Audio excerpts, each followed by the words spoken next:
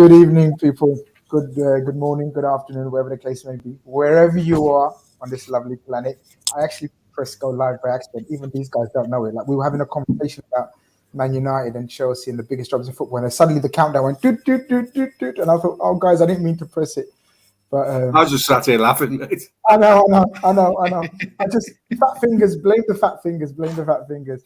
But yeah, we're live now. It is what it is. Probably people are waiting a couple of minutes. That's why there's not many people in here at the moment. But if you're here, you're here. If you're here nice and early, yeah, bit of a bonus. We've gone about 5 minutes early, but the game's the game. It is what it is. Blame it on the fat fingers. But yeah, big up everyone. Yeah, I'm not late. We're early. We're actually early, bro. It was 7 p.m. and then it's like we went 6:55 live, so we're 5 minutes early. But yeah, listen, exactly. Just smash the likes while we wait in it. Exactly. 7 p.m. man, Bear knows, man. And he's not my cousin. I know I'm Grizzly, but he's not my cousin. Hit the like button on the way and show your support, man, if you like the content. And surely you like the content because that's why you're here, right? So it is what it is. But yeah, man, so much to get through, people. Steve, you good? Everything all right? Had a good day? Yeah, not too bad. Not too bad. No complaints, and finish it off for a chill for the evening, talking about football and other teams' perils because things look pretty good for us right now, don't they? So that's not aimed at you, Cass, but it's aimed at a couple of other clubs. But what it is talk about, aren't there? So well, it is aimed at Kaz, but Kaz can handle it, and that's why he's back on my channel because Kaz one of the good guys. But Kaz, of course, pleasure to have you back on, my brother. Kaz, are you there? Oh, one sec. Sorry, I'm gonna be honest right now with some guys. I appreciate you obviously coming on Grizz, but my dad is going through a little bit of science. So if I see my dad pop up on my phone, I'm gonna check it straight away because family issues. But other than that, yeah, man, I'm happy to be here. Assalamu alaikum to all my fellow Muslim brothers. Obviously, Eid's coming up, very exciting, and obviously salam to the rest. I hope you obviously enjoy this weekend because it's actually going to be really hot for once. So it does seem that way. It does seem that way. But listen, first and foremost, the well-being of your father is most important. So anytime you need to dash or anything, you don't worry about us or anything, bro. So by all means, just make sure everything's okay with that first. That's first and foremost. I appreciate it, man. That's first and foremost. But yeah, man, so much to talk about. Steve, I guess predominantly we love talking about our Reds, so I guess we speak about Liverpool first, and we hear that we kind of knew that this was going to happen, but we hear Nottingham Forest are very close to securing the services of our fullback. Here we go. Let's share this. Can we do it? Can I do it? Can I do it? So John Percy, we got there in the end. John Percy, a very reliable journalist from the Telegraph, says Nottingham Forest in advanced talks with Liverpool over a 16 million deal with Nico Williams. Talks have progressed today, and Forest are increasingly hopeful of signing the Wales international before the weekend. Great move all round, I'd say, Steve. Yeah, it is. I personally think Forest will struggle next year for a lack of know-how rather than personnel.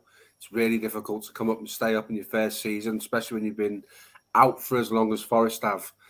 In terms of the Nico Williams move, it is a good move for him because he'll get regular first team football, which is what he needs.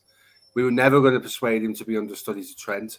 He's an international. Why would he want to do that? So depends on how that payment is structured. It could be catalogue terms for about £3.76 for 278 weeks or something, couldn't it? So, it depends where the money is and how quickly we get it.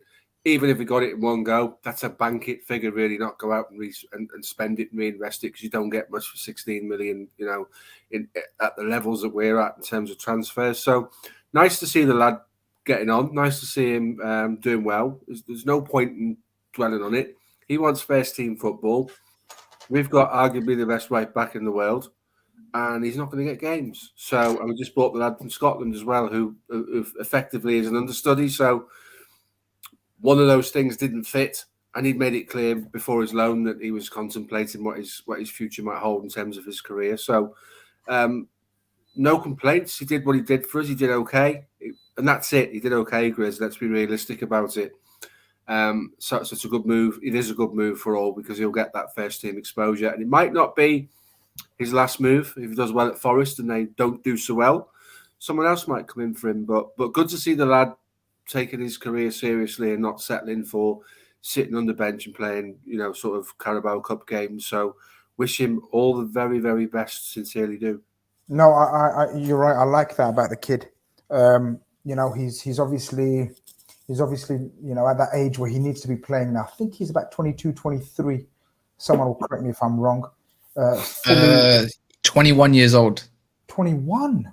Okay. Yes, he's 20. I think he's 20. I'm pretty sure he's 21 years old. I mean, he is. Just turned 21 2 months ago. Wow. There you go. I thought he's about 22. Okay. So full Welsh international, done well for us in spells. A few people got on his back, like you have all that toxic side of the fan base where a few people got on his back and he had to black out his socials, didn't he? Do you remember that, Steve, on Twitter? That wasn't nice. But as you said, smashed it out Fulham last season. Fulham were really, really interested in. They had actual. We've actually done a bit of a naughty one, but sometimes you can get away with it. We had a verbal agreement for 10 million for him, but we realised he's done really well. Suddenly there was interest from other clubs, so Fulham couldn't match our asking price. Forest coming with a bid about a couple of weeks back, which wasn't quite up to standard, but we knew they're going to come back, and it looks like they've come back, and it looks like that deal will be wrapped up, I'd say, before the weekend. But yeah, Kaz, when you see things like that, like we're selling probably our third choice fullback for 16 million, it hurts. So how does go on? How do you feel? I think it's good business. It just shouts Liverpool, doesn't it? It's like Man City with one of their youngsters that they just shipped off for Burnley for 5 million. Then Mbete, his name Mbete, no, Latvia went to Southampton for about 10 million. And obviously Nico, he's not good enough for Liverpool, but that's down to the fact he could never get over Trent, and it's never gonna happen. And now they just got the young boy. His name Callum Ramsey. Is it Calvin? Calvin Ramsey. Just got him. You're gonna start thinking about your career. So, but he didn't play loads last season. Was that down to an injury? I'm going to suspect again, because he only played about 14. Nico Williams. No, for Fulham he played. He played a lot. Did he? Yeah. Played most of the second half of the season for Fulham. He was very instrumental in their promotion. I thought I'd look him up before I come on here. And apparently, he only registered 14 appearances, 2 goals and assists in the Championship alone. But if there's Fulham people, if there's anyone in the chat that knows about that, it might be 14 starts, because you got to remember he was rivaling Tete, who's a very accomplished fullback as well for them. But from all reports, and I even done a podcast with I can't remember the name of them, Fulham something Chronicle or something. They were speaking so highly of him, saying that he fits the silver way of playing like a glove, like attacking fullbacks and everything. He must have went about. Yeah, of course he went out January. Yeah, so he did play the half of the season. He did play 14, 15 times, and you watched the Fulham games. I can see why, because you know what, Nico Williams doesn't give me the great part of. He's decent defensively, but I reckon his main part is when he attacks, and I can see why Forest would want him, because they're playing a 3-back system. They obviously Jed Spence was on loan. He's going to Tottenham now. They're not his player respectively. Now you're going to get Nico Williams. It's kind of a like for like, and he's going to feature. Well, he's been featuring for Wales. Obviously, he's been doing good, and so far, is it 16 million? I think it is. That's good. That's a good price when you consider Wan-Bissaka might be going back to Palace for only 20 million or 25 million. So you're getting a very good deal at that price. So obviously, big up on him, big up on his career. I like to see UK internationals, anyways, do well and go into see what they can do, and maybe he might get a big move in the future again. But now he just needs game time. That's all he needs, and that's all he needs to focus on. No, exactly what Steve said. Like, he just needs to get out there, play a game. A crucial part that I've missed, and Steve's missed as well, we should know this as Liverpool fans, is coach at Forest. Steve knows him from his time at Liverpool as well. Critchley, yeah. So he's got a 1 year. What's the guy's name? The guy we couldn't get the big guy we couldn't get a work permit for, who went to Germany, and he's come back as well. The centre forward. So that's 2 of the lads from Yeah, Veghorst? yeah. Veghorst? No, That the guy? Tino Awino or That's it, something like that. Wanley or something. Yeah, Oh, A okay, one, yeah, okay. he's a yeah. unit. Liverpool. He's a proper big guy, mate. I'm actually with you, Steve. I think Forest will struggle. I don't know what you think, Kaz. I think they will struggle. I I know think there's a I'll lot of hype surprise a about them. few. Yeah, I think they're making very good moves. Nico Williams is a very good move. The left wing back they're going to get as well on the other side.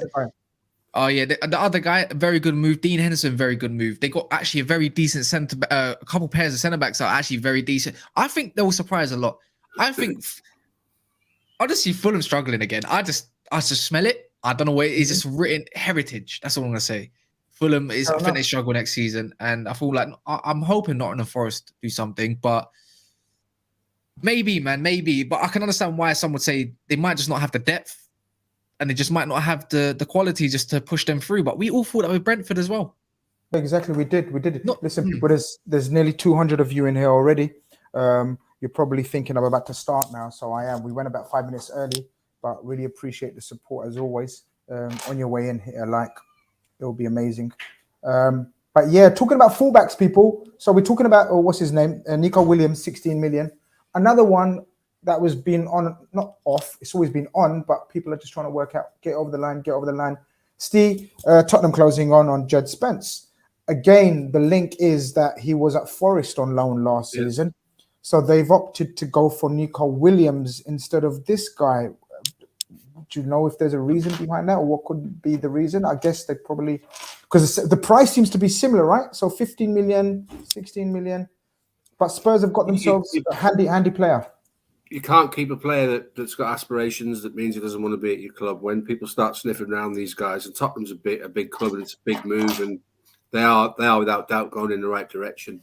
It says we've just lauded Nico Williams for showing the right attitude to say, I need a move, I need first team football, I'm going to build my career. Well, this guy was on fire for last season, so someone from a higher ranking in the Premier League has taken an interest in him. He'd be a fool to say no to that. I get loyalty, but not blind loyalty. This is a great move for this guy. So £15 million goes to Spurs under Conte with what they're doing. Right now, I think Spurs are probably favourites for third place for me. I'd say so. They've done some really good business in the summer. So, and this one's a good one. This guy's a good player. So great move for him. It's good to see these young lads getting the moves. And, you know, he comes out of Forest.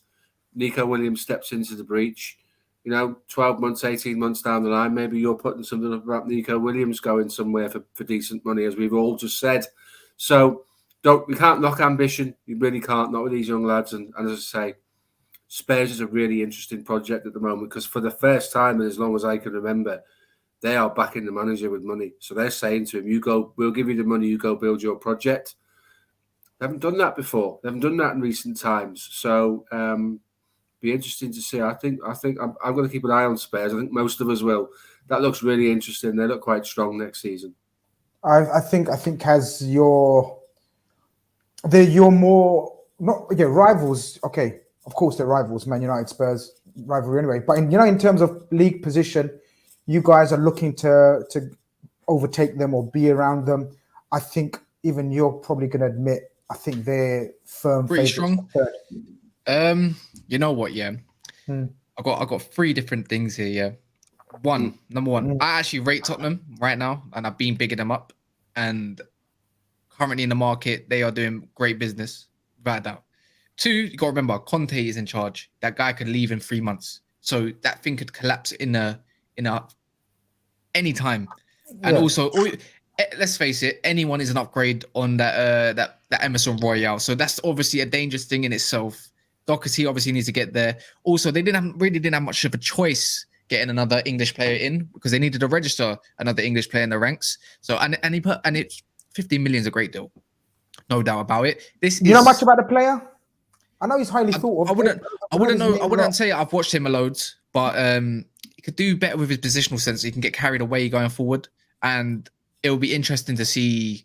He's young, he's raw, and Conte can definitely mold him into anything. 100%. The perfect wing back he wants. Just going to be that Hakimi for him. That's all he's looking at him at. And he probably won't need to do much defensive work, because he's probably going to rely a lot on his centre backs to do that job, and his centre mids to cover. But yeah, 50 million is a great deal. And you know what? It's just that Paratici kind of good business. He's been doing very good business. He's been Tottenham's savior this window business. He's getting deals in at correct times, so Tottenham fans are not starving so much. And I don't know what is Conte's just got Daniel Levy in his little finger, but like wrapped around. So good on him, good on them. But history is history, and if I know anything about history of Tottenham, they don't win nothing. So there you go. There's more Gabriels at Arsenal. There's more Gabriels at Arsenal than they have Premier League or any trophies at all in the last how many years? 50 years. So we really didn't see that at the end. I mean, he started off really well and spoke glowingly of Spurs, and he said, "Yeah, got a lot of time for Spurs, and you know, I think they're doing great things in Conte." And at the end, he's absolutely smashed them to bits and said, "They are the Spurs." You know, what's the famous line from Spurs? You know, the history of the Spurs, the Chiellini, the Tottenham. Yeah, the history of the Tottenham. History of Tottenham. But I think Spurs are nailed on. If they don't finish third, I actually think it will be disappointing for Conte. The amount of backing he's got in the market and the way they're operating in the market, I still don't think they're done as well. They're looking for another centre back. Richarlison, they bought a 60 million pigeon. Yeah. It's the way they're going on. The way they're going on. It's going to be a lot of work for the likes of Man United, Arsenal, and Chelsea as well. I mean, I know we're going to come on to Chelsea in a little while, but people, there's another little bit of Liverpool news that I want to get through. So, young Owen Beck has. Oh, I've got the wrong one up. But yeah, I was told about a week ago that a lot of teams are in for him, especially from Portuguese leagues. And lo and behold, today it's come out that he's joining, I don't know how to say it, Famalicão from the Portuguese league. I think that's a very good move. It's apparently he's been advised by our Portuguese coaches, Vitor Matos, who had a massive influence on where he went, because he's the link between the youth and the first senior team. And so he's advised him, because he had loads of offers from championship teams, but they actually want him to play at a very good level. And the Portuguese league, as we've heard from our coaches and managers, they rate very highly. I think this is a massive, massive indication of we rate him. And we want you to go to a team that you're going to be playing up against the likes of Sporting Lisbon, Benfica, Porto, and regular game time. Yeah, FC Braga as well. So I think that's a good little loan move and I like this kid. What do you think, Steve? Yeah, I agree. It's a good move for him. We've just been speaking about how difficult it would be for Nico Williams to get game time. In terms of their careers, Nico Williams is in front of this guy. So technically, maybe even Van den Berg would have been in front of him as well. Sepp, the guy that came back from Preston. So he could have been fifth choice right back, and that's excluding James Milner into the equation, who's gone there at times. So it is a good move for him. They do rate him. Jury is definitely out in terms of where we go with this guy. This is a great move for him, because technically it will be a very, very strong league, and he will improve on the ball no end, which is probably why he's going over there. So it is a good move for him. I hope he gets what he needs from it. He's very young. He's got a couple of years of the real hard, intensive developments in front of him. Nobody should be making any judgments on him right now. He's in his first stages of his development as a pro at first team football. So will be a really, really good experience for him. And he didn't let us down when he came in last season. Looked a bit raw sometimes, a bit skinny, bit lightweight. But these guys fell out. I'll bet you he'll come back at the end of next season. We won't recognise him. Yeah, I know a little bit about him too. Really? Go on. Yes. So first and foremost, he's not a right back. He's a left back. Sorry, I had to put that out there. He's Welsh. He's actually quite young. There was actually I remember his name first getting mentioned when he was about 16, 17. And that just makes me interested. I like to Google a little bit and then watch a little bit on him in his academy. But he's going to a team, I think it's Famalicão. They finished 8th in that, actually, because I used to bet before I reverted back in my day. I used to watch quite a lot of Portuguese, Dutch football when you just stick it on and see just want my team to win. But them days are over. But long story short, they're actually a very good side. But the thing is, they struggled a little bit defensively and attacking. But they finished 8th in the league last year. and so that's a good addition to the left side. What they do Amazing. probably lack a little bit is a bit more creativity, and it probably comes down their flanks, if anything. So it'll be good to get their goal difference more balanced and a little bit up, and maybe that could be the boost that he needs. But I don't think Owen Beck is going to ever reach those massive heights, in my opinion. I think he's just got, as they say, a little bit. He's get a little bit better technically on the ball, a little bit more confidence, and I think Portugal, that Portuguese club there is a good first start for him. Good first start. I think this guy will make it. And I said it from a long time. Obviously, I've got a soft spot for him because shout out Saad, who's his agent, very good friend of mine. So he's the one who's organised this deal on behalf of young Owen Beck, and I think it's a great move. Laszlo reminds us Julian Ward used to be an analyst for the Portuguese national team. He knows that league like the back of his hand. That's amazing. Yeah, that's true as well. He is a left back. I think he's very good technically. I just think he needs to grow. I just think he needs to play. I just think he needs the more experience. He's very young, as Steve says. A couple of times we like him. We very much like him, and that's why we've sent him on a specific loan as opposed to any loan. Like, it's very random that we've sent him out to a Premier League team in Portugal. Like you said, Kaz, 8th. That's quite decent.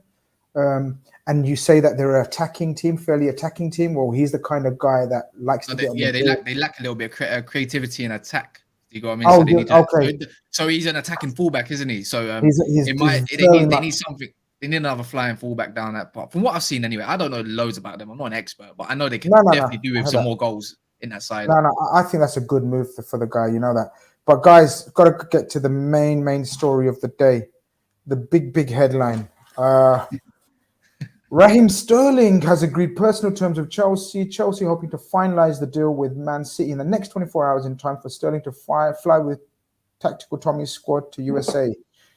Steve, who's this a good deal for? It's surely a good deal for someone, if you know what I mean. It can't not be a good deal for either party. I don't know. I think it's an interesting move. This one has come out. I know it's been simmering for a couple of weeks, but what I mean by that is I don't think many people saw Sterling leaving. No. Like in the grand scheme of things, because he does play really well for Pep, and he's rescued Pep or City a lot of times off the bench as well. How do you see it? It's a good deal for Chelsea because if you look at their wide men, he's better. He's an upgrade on what they've got the club at the moment in terms of output, pedigree, history, ability to know how to get across the line. He's got winners' medals, which is important to have the know-how. You look at the money they've spent on him, 45 when Spurs just paid 50 with 10 add-ons for Richarlison. I'd take Sterling over Richarlison every day of the week and twice on a Sunday. So, effectively for Chelsea, that's a really good signing. Interesting that when they had some difficulties with the FFP, he was the first Manchester City player to come out and say, I'm staying, whether we have Champions League football or not. He was loyal to the club, yet they're now happy to move him on. He needs to play. He needs to play week in, week out. He should be playing week in, week out. We saw him as a boy at Anfield. He had all the ability in the world, and he needed someone to help nurture and develop that. He chose to do that at Manchester City. They made an international footballer out of him that's a quality player. 45 million is a steal for a player of that ability for Chelsea. But I say it again, Grizz, that 45 million pounds should have been spent in the back line, not as a wide attacking midfielder or a forward. They've got to find 3 centre halves and real quickly, because they're in bother in the back four. That could really come round to bite them on the arse. That could, not having invested in some proper quality centre backs. I know they're looking at Matthias de Ligt, but he's patting his eyelids at Bayern Munich at the moment, so we don't know if that's going to happen. But this is a great deal for Chelsea, it really is. And the guy wants to play, and he's going to play every week. He won't get left out at Chelsea because he can play centrally, he can play off the left, he can play on the right, he gives him versatility. Yes, he could score more goals. We know he's a bit, sometimes he misses chances he should take. Yeah. But he's got a good output. He really has got a good output. He's been a quality player for City, and was it 7 years he's been there now? So it's probably a good time for him to try something else. And it does represent a good deal. It's it's a good deal, and it's a good move from the owners to do a little bit of a PR exercise at the same time with the fans and show them what they're all about. I like this move for Chelsea. I think it's. I agree with you. 45 million, and I still think he's in his prime. 27. 27. He's absolutely. I know he started young, so he's got a lot of mileage in his legs. I'm with you in terms of I don't think it shouldn't be the priority. They still need to strengthen at the back, and I think they will. I mean, I know a lot of centre backs are saying no to them at the moment, or no to a couple of clubs in the Premier League, which is a surprise. Normally, when a Premier League club comes in for you, you just jump at the chance. But obviously, they're seeing flaws or issues at the likes of United, Arsenal, Chelsea. Kaz, are you a fan of Sterling? I think. Okay, I'm not. I'm because of his links to Liverpool and everything. I think he's a brilliant chance creator. I think he's very strong. We know that. I think he's a fantastic dribbler. He's quick. But if Pep's letting you go this easily, there's not a fight to keep him on, it doesn't seem.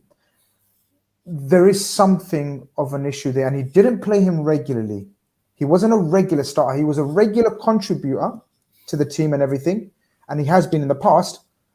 But I think Chelsea have done well to snare him away from Man City, because for the position they're in and everything, he's probably one of the best attackers they could have got around in Europe, like for 45 million. That's the way I look at it. I think Chelsea's the winner here overall. Yeah, I think Chelsea is the winner, but I don't think Pep wanted to get rid of him. I think it's more of a thing. Sterling probably even told him last season, I don't want to sign a new contract. I want to go back to London. And he's probably been flirting with Chelsea for a minute now. It just got delayed because of the whole, obviously, the political stuff that's been going on in the world, and obviously within the UK with Chelsea Football Club. So I just reckon it's not a thing. I said, okay, Pep's that guy. If you don't want to be at the club, you're gone. Simple as that. You don't want someone that doesn't want to be here. Respectfully, he's done everything for the club. He's put his heart and soul into it. Or Sterling, it's a great addition. I think he suits Tommy Tuchel to a T, left or right. It doesn't really matter. I prefer Sterling on the right personally. But the only thing that's issue with me, Sterling's best output, corrected by Daps, by the way, big up Daps, every single time. His best output is when he has actual number 9, an actual finisher up front. When he lacks that finisher, his numbers drop big time. His goals, his best times, you can go see when Aguero was playing, that's when his numbers were up big. Like, I'm talking great numbers. But this also screams to me a little bit, I don't want to give it respect that Pep just said, I want to leave. I reckon Pep's going to try out a new system next season. You see, they've got 2 new strikers, not 1, 2 new strikers in Haaland and Alvarez. Alvarez can operate left or right too. But don't be surprised if you see Pep try something new next season. And Sterling had to be the guy that had to leave at the end of the day. It might not suit what he would want. He's just got 100 million in Grealish. You're not going to ship off Grealish, are you? That's done. He's going to be starting next season. That's their prize player. And that's it, really. That's it, really. It's a great deal for Chelsea. 45 million still.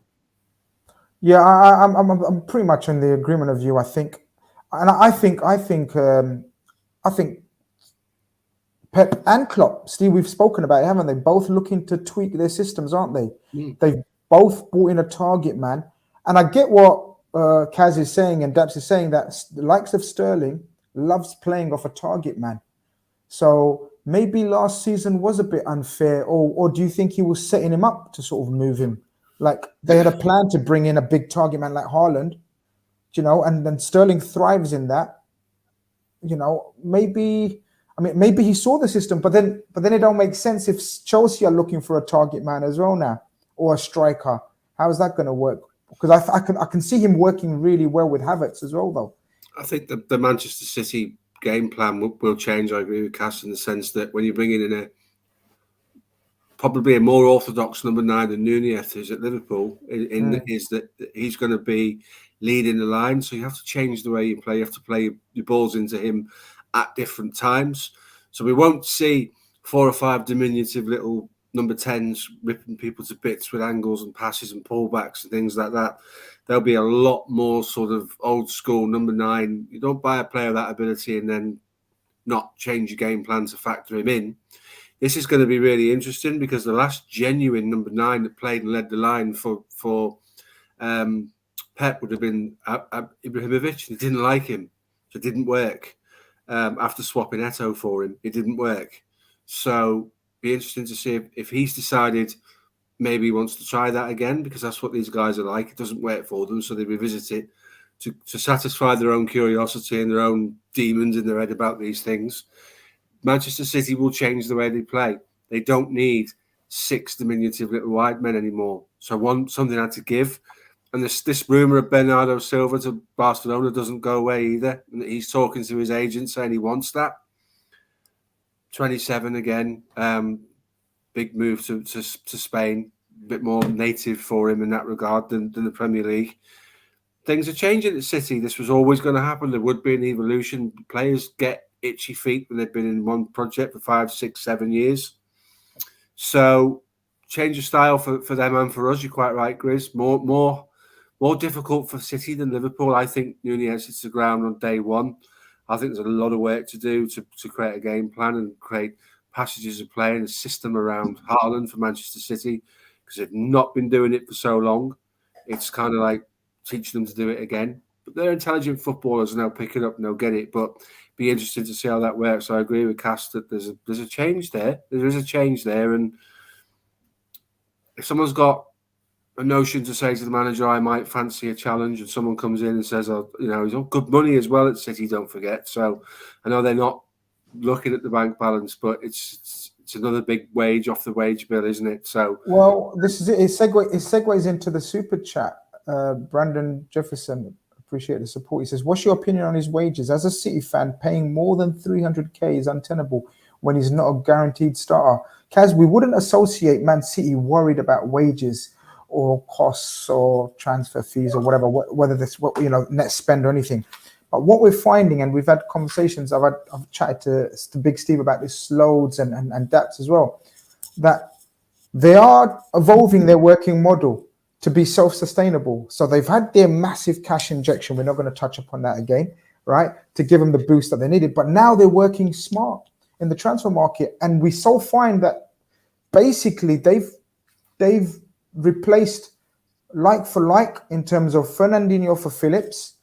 Cucurella's coming in. We don't know if Zinchenko's going on.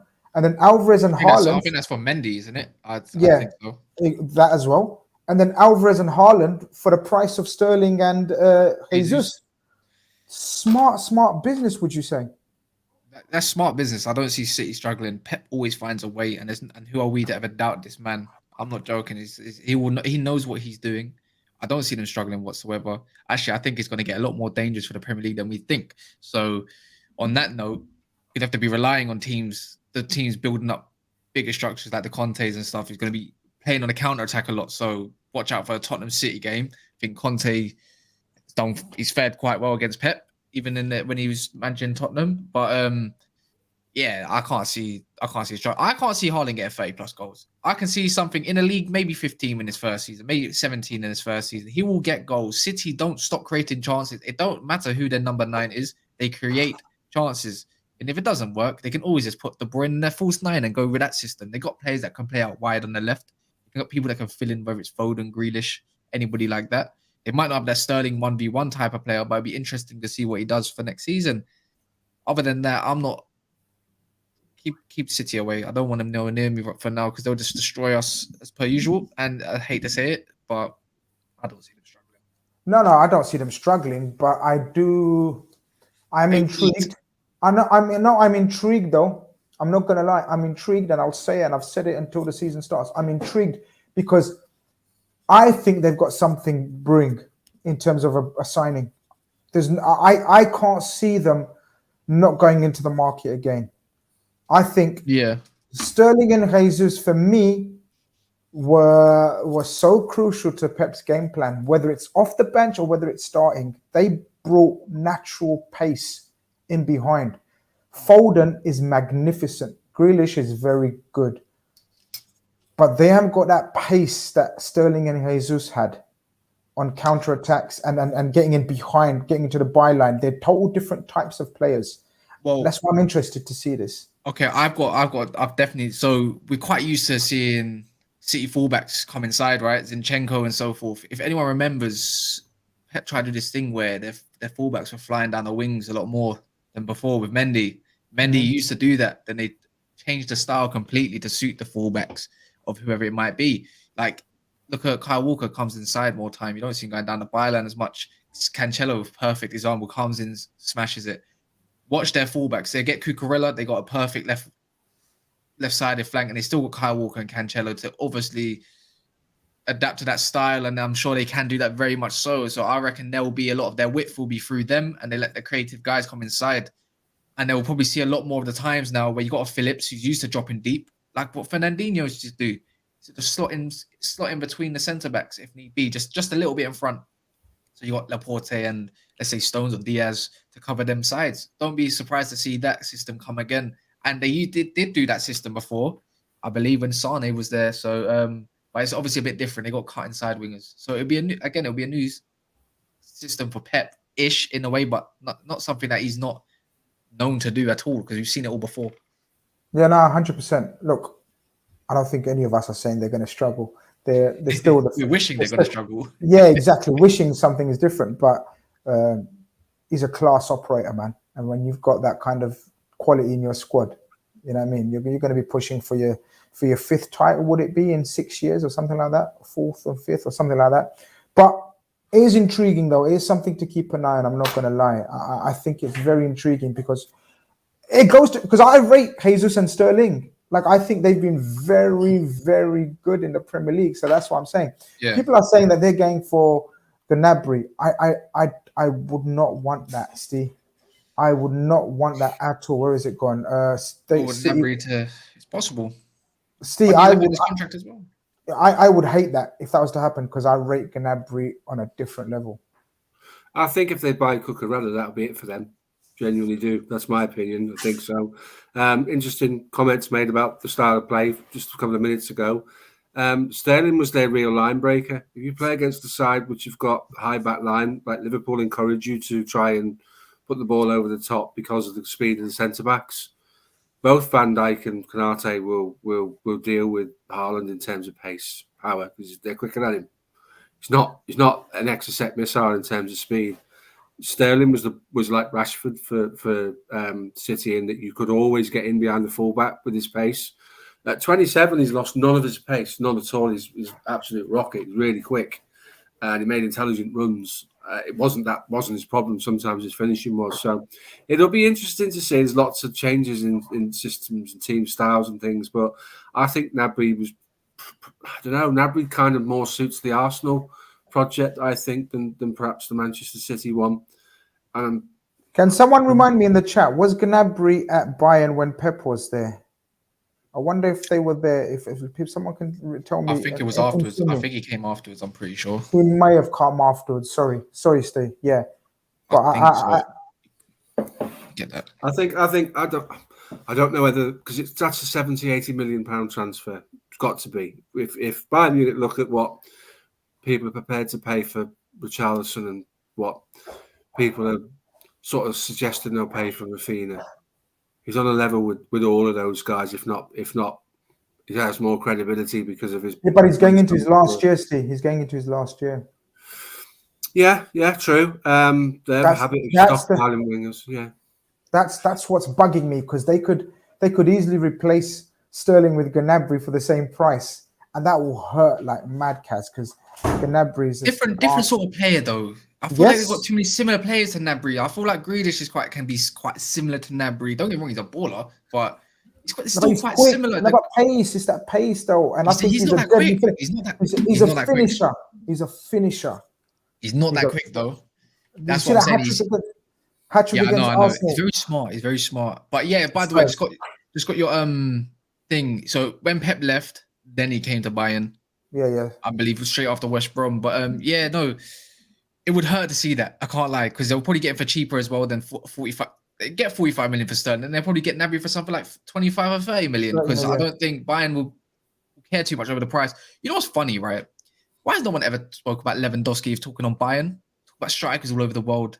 They're making an agreement with Barcelona and all this kind of stuff as well, like fake agreements, whatever you want to call it, when they got no money. But that's probably another conversation for later on. But on terms of Gnabry, though, Yeah, I would hate to see him under Pep. Oh, I would hate to see him under Pep. It's the inside runs, and as you said, something that they probably haven't had from their wings, some finishing other than Mahrez. Imagine you got Mahrez on one side, Gnabry on the other. I'm sorry, that inside stuff is gonna kill me. I just don't want to see it outside or inside the box. No, I'm not gonna like that. I'm not gonna enjoy that. People, there's 360 Would you not have him? I would love him. I would absolutely love him. He is such a Jurgen Klopp player. He's such a Jurgen Klopp forward. Can play wide right, can play wide left, can and in the middle. He can even. I was gonna say he can even play in the middle. He's such a Jurgen Klopp player, and I believe he was one of the players. If Mohamed Salah wouldn't have agreed, that we would have targeted. If Mohamed Salah didn't agree that the extension. So I know people are saying a lot of talk about people saying, "Oh well, let's sell Bobby Firmino and replace him with Gnabry."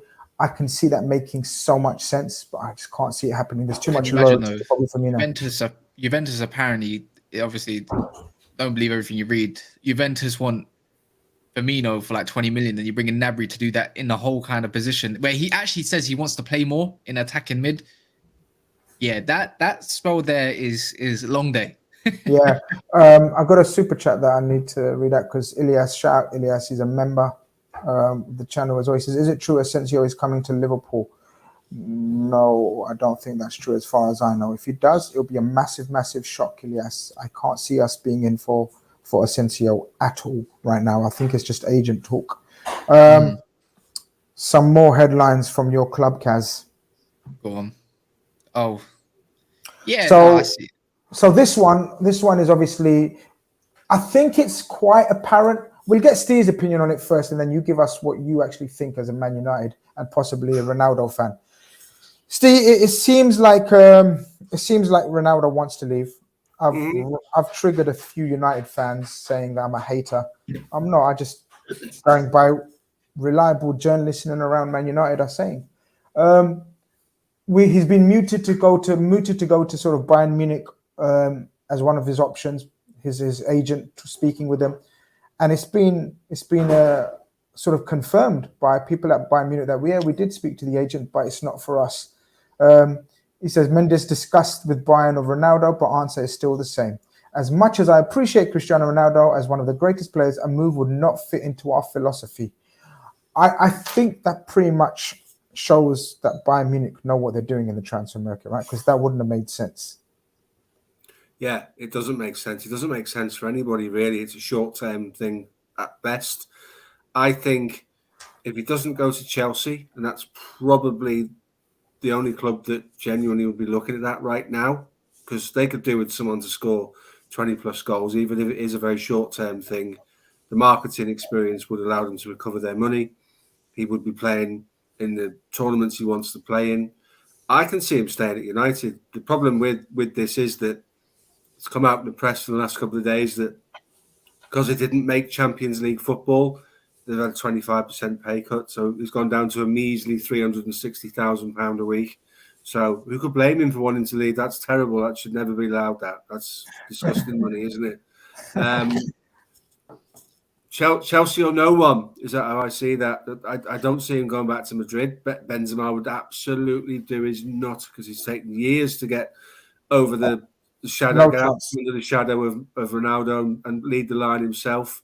There's a crazy notion out there that Juan Laporta at Barcelona is looking at it. I don't see Ronaldo going to Barcelona, just as I never saw Ronaldo going to Manchester City. That was a PR move to make Manchester United make their move for me. I don't think it was ever realistic. Chelsea or stay at United is how I see that one panning out. And you know, there's a thing come out that outside of the centre backs, Cristiano Ronaldo was the player in the top 6 leagues that pressed the least. Everybody below him is a centre back. Wow. So. But that's an interesting stat because what do you want? Do you want someone that presses and doesn't score you goals? Or do you want someone that doesn't press and scores you 24 goals? Could you imagine where Manchester United would be today without him scoring the 24 goals he scored? You know, he carried them in terms of output and scored many important goals in European fixtures. They wouldn't have got through the group but for him scoring goals in important games. I can see him staying. It's just too big a risk for a 37-year-old. He looks fantastic. He looks the business. But the reality is that's an appearance. He's not the force he was. And I'm not knocking him. 24 goals is 24 goals, and he's arguably the greatest goal scorer of all time. But his next birthday will be 38. So what does that represent for your club? It's a one-season deal. If it is for Chelsea, that's the way I see it.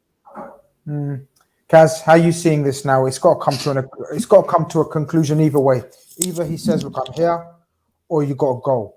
Like Ten Hag's plans can't be put into disarray just before the start of the season. It's not the way to treat a new coach. Unless he's told them already and they can't bring anyone in and they're struggling. That's not his problem then. So I'll get it if that's the case. But according to reports, they're left in the lurch. They're not sure if he's coming back or he's staying or he's going.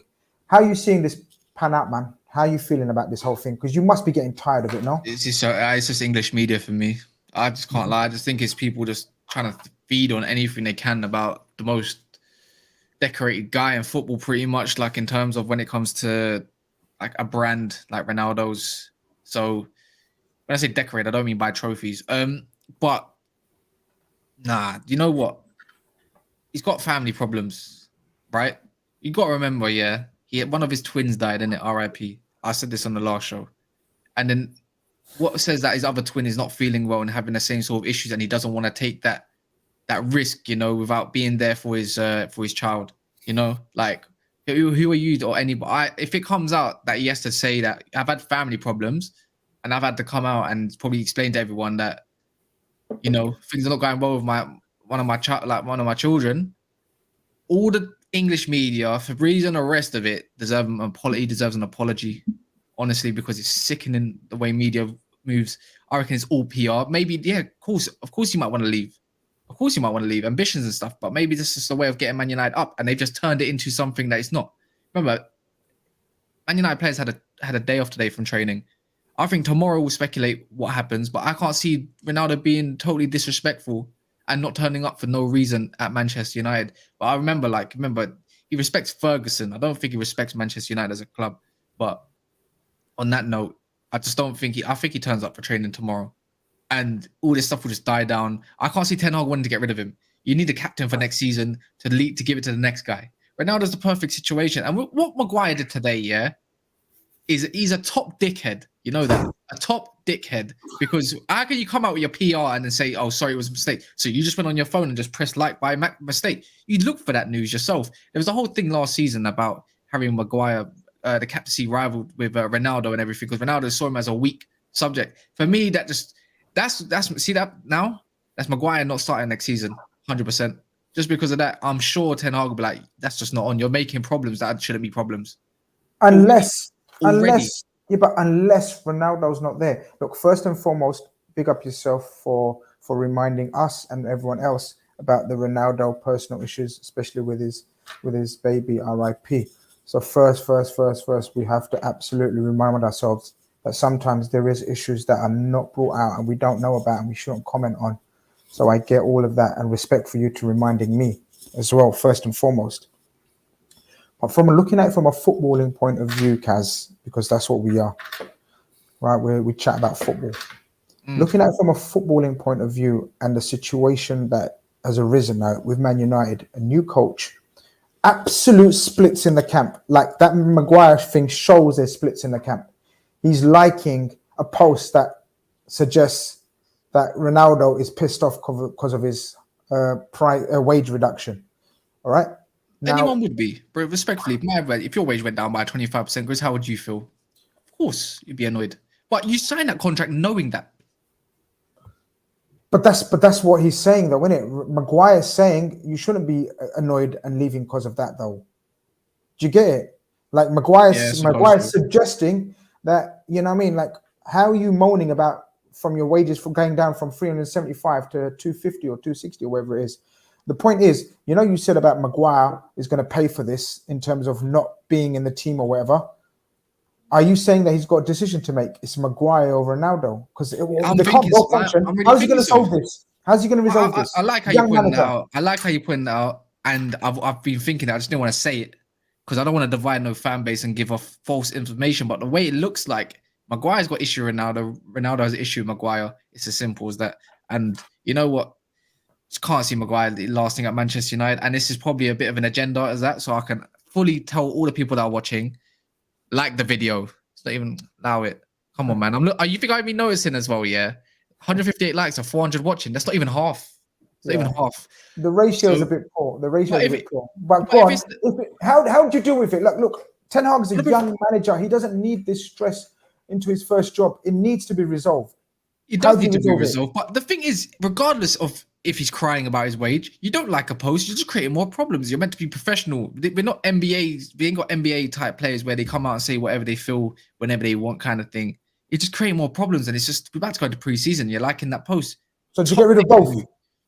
I would give Ronaldo one more season. I think we need him. I don't think there's a number 9 we can acquire that will help us this season currently, with every other focus being on other players. We need the right number 9, not just any number 9. But Kaz, if he's explicitly saying, I don't want to be here. No, I'm not. You know what? I get it. You can't. He's bigger than you lot right now. He's bigger than you lot right now. If he wants to go, he's going to go. If he wants to leave, again, I'll be very upset as a Man United fan, because I love the guy and he's a legend of the game and he's a legend of Manchester United and the Premier League. But if he wants to go, then leave. And then by all means, I would apologize on camera, even though you probably never see it, to Harry Maguire for calling him a top dickhead for that, because he's just pointing out correctly. But if he wants to leave, let him leave. But if he goes to Chelsea, I don't love him no more. This is my point. This is my point, because Steve, if he goes to Chelsea, everything Kaz has said, I'm sorry, is just pure air. I'm sorry, Kaz. If he goes to Chelsea, everything that you've said about him is just pure air, and you will have to come out. You will have to come out and say, you know what? He's not a club legend for me anymore, and he's disrespected my club. Because Steve, if he goes to Chelsea, that is a huge slap in the face for Man United, I think. It depends on how you look at Chelsea and Manchester United, because Manchester United's biggest rivalry is Liverpool. Manchester United's second biggest rival, the most recent rivalry, is the noisy neighbours next door. Then I would probably say it's Arsenal, because of the run-ins that Ferguson and Wenger had. I don't think Chelsea featured too highly on Manchester United's sort of top rivalries. You can be a legend of a football club and be loved and not appreciate what's going on because it's a mess, and decide to move on and go somewhere else. And Ten Hag decides that, all things being equal, it might be the time to go their separate ways. He's going to go with the people that want him. So if it's a collective decision between the two of them, because he's under contract, Manchester United can just say, you're staying, and he'll get his head down and he'll get on with it, because he's a professional footballer with an iconic image. He won't. You won't do that, lads. He's not going to throw his toys out. He will. 100% he has, and he will. That's my opinion against your opinion. Watch this ride. Watch his space. The thing is, if it's going well, though, if it's going well at Manchester United, which obviously a lot of people don't think, if it is going well, he won't complain. And obviously you need to have that belief as a United fan right now that things will go well. But the thing is, not the long-term solution. He's definitely short-term. And I think he still gets a lot of goals, but I get the general play of everything. But if he wants to go, keeping Ronaldo against his will. Look, shout out Top Football Show. He says keeping Ronaldo against his will could make things very toxic for Man. It could, but I just don't think Ronaldo's the. Actually, you know what? I see what you're doing here. Like, you have to say the ifs and buts and the maybes and everything, and it's not a risk that right now Manchester United cannot take that risk. But with everything going so slow in Man United, with all the transfers, we're not even looking at another striker. We're looking at now doing our centre back thing, the young thing. After that, the right wing thing, and then maybe the DM role if that comes alight. So all of a sudden, I just don't see it's just not an issue. It's not. I mean, it's an issue for Manchester United as a whole, but I don't want to put false information out there and thinking. I just want to see what happens tomorrow. I think it's very key to see if he turns up training tomorrow. But the purpose of our chats are not to put out information. Our purpose of our chat is to give an opinion. So we're giving our opinion. No one can say to us, "Oh man, you lot told us the wrong thing." No, we're giving our opinion. I'm just making it clear, though, isn't it, to these guys? I don't want to give out false stuff. I think it's very key. Tomorrow is very key to see what happens on the media. If you don't show up to training, it's gonna blow. Things are gonna blow, and you know what it's gonna be? Another Ronaldo show. And that's what you don't need. You need to get rid of this. Don't need. Yeah, if he does any toxic, baby, get rid of it. But at the same time, Don't send him to Chelsea. Find another suitor. If not, knuckle down and get your head down and be professional about it. Who though, Cass? Who's going to take him? It's so hard because I'm in like 3 or 4 different minds, and it's annoying. I know. Do you know what it is, Steve? Do you know what it is, Steve? Kaz is very clearly a big Ronaldo fan. I think it's close if Kaz is more of a Ronaldo fan than a United fan. The way he's going. No, don't do that. Don't do that. The way he's going. No, but I'm happy to get rid of him for another striker, though. It's hurting you. It does hurt. It does hurt. Like, it would hurt anybody. It's like, imagine this if this was Steven Gerrard somehow, still top of his game, comes back at Liverpool, and then all this kind of crap comes up. It's like, what do you do? But at the same time, it speeds up the process if he does leave of the whole thing and get a long-term striker. I just don't see any number 9s for us. That's my issue. I want Skamaka, but he's going PSG apparently. So I don't know. Listen, it's really hard. It's really hard. People, I didn't. He's not bigger than the club. He's not bigger than the club at the end of the day. That's all I'm just going to say. Then he needs to leave. If it's all true, get the fuck out. That's fair enough. Look, we got there in the end. Steve, we got there in the end. We got Kaz to tell his childhood sweetheart, you know what I mean, to get out of the club if you're being toxic. Look, I think you're right. I think we're gonna, in the next couple of days, we'll find out what he's at, where he's at, where his head's at. Hopefully, we pray that it's got nothing to do with any family issues whatsoever. That's first and foremost, you know what I mean? Sending up positive prayers. Hopefully there's nothing to do with that. And if it's about to do with sort of he just wants to leave the club, then how can you keep a player against his wishes, someone like that? And especially when there's toxicity around the players, the splits in the camp, he's worried about his wages, etc., etc. It will come out eventually, won't it? But we're all here to laugh at that for the rest of the season, aren't we, Steve? We absolutely love it, the circus that is at Man United right now. But I think we've covered pretty much everything. I'd like to thank your time, Kaz, as usual. Thank you very much, my brother. I appreciate it very much, man. I love coming on this show. You know how to drive emotions out of the guests. You know what you're doing. You're very good at it. It's the name of the game. It's the name of the game. We got to give our emotions out, Kaz. That's what we're here for, man. We got to speak like fans, not professionals. Not sit on the fence. We got to give our heartfelt, passionate emotions, opinions out, and I love it. The way you said it, well, you could tell it was pure emotion from you. So I love that. Appreciate that. Yeah, and also anyone that thinks Diabala should be at Manchester United, no, can't even stay fit for a season, man, or even half a season. Don't give me that. We'll discuss that probably later on in the week if that progresses or if there's more rumors about that. Steve, obviously, thank you very much. I think you got the quiz tomorrow. We'll check that out. Yeah, 3 aside or something, or not confirmed yet? To be decided. We've got a great transfer window signing lined up. Okay. Who I have to say, on another show, was asked a question. We were asked a question in the mid-break of the show, and he absolutely nailed it to the point where the guy who asked the question was speechless. Wow. So watch this space. This guy could be the difference maker. Wow. You heard it first. Forget all these other signings and transfer news. Steve's right-hand man on the quiz partner. Steve's partner on the quiz night could be amazing. But people, thank you very much for tuning in.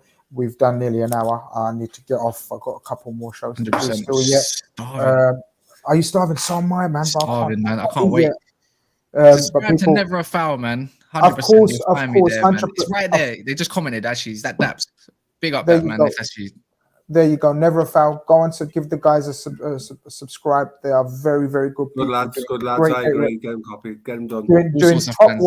Doing top work, and they're proper good people. And you know what I always say? It's all about the good people first.